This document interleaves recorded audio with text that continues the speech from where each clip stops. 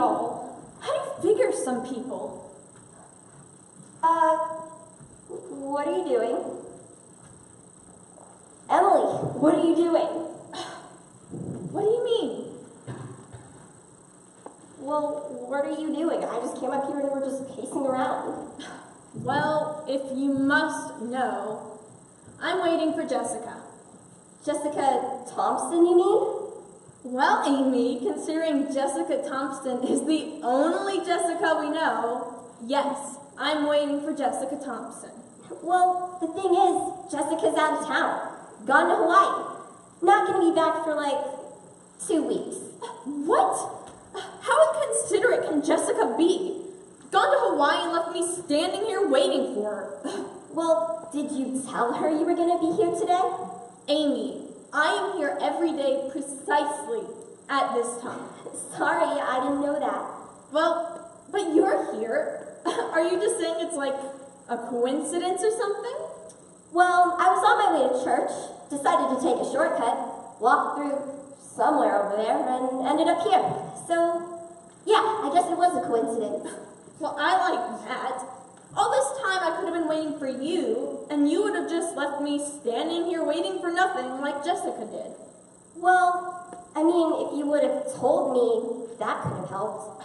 Sure. Don't make it sound like it's my fault for not letting you know I was gonna be here. Well, that's kind of what I'm saying. I mean, Jessica and I, we're not mind readers. Anyway, what are you doing on your way to church? It's not Sunday, it's Wednesday. The pastor called for anyone who was interested in missions to come to a meeting today. You were there. You heard him. Why aren't you coming? I wasn't called. The pastor made the call from the pulpit on Sunday. Well, yes, the pastor called, but I was waiting for God to call. Well, God speaks through others sometimes, especially pastors. Well, yeah, but I feel like if God wanted me to go on a mission, he would call me, personally. Besides, we don't want to go and jump ahead of the Lord. I mean, we must guard against false prophets. Are you saying our pastor is a false prophet? No, I didn't say that at all. The point is, I'm doing what I should do, waiting for God's leading. The harvest is plentiful, but the workers are few. Wow, I think you just got your answer, Emily. Who said that? Who said that? You said you were waiting for my leading. And I think this is the spot where you answer God's calling. No. This is the spot for placing the sheep's fleece on the threshing room floor. I'm sorry, but I don't think you've noticed, but there's no sheep for miles around here. And as for a threshing floor, wow. What kind of missionary are you gonna be?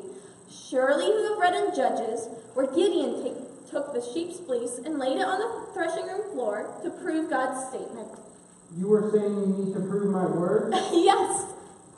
No. Maybe I should step away from you, Emily. Lightning isn't something to fool with. It's not like I don't want to go on missions. It's just there are so many more people, far more capable. Maybe I can make a few suggestions. I have chosen whom I have chosen. Yes, and normally I would agree. But you see, I spend a lot of time with the folks at church, and I know who's good at what. And I know their heart. I think you're getting boxed in here. Look, I do my fair share in supporting missions. Remember, I took the lead in the Syrian refugee crisis, making it a priority in our church. Right you did, Emily. You called our church secretary and asked her to put it on our prayer request list. I'm no different than anybody else. I have a unique skill set. When a job comes up requiring my skill set, I will for sure be the first to sign up. After, putting fleece on the threshing floor? Well, of course. Nobody wants to just pick the first job that comes up and then do a lousy job at it because they're not well equipped. Perhaps you have heard. I don't just call the equipped, I equip those I call.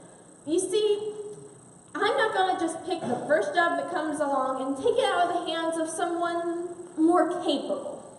I don't understand. You're a very smart and capable person. Yes, I am. Praise the Lord.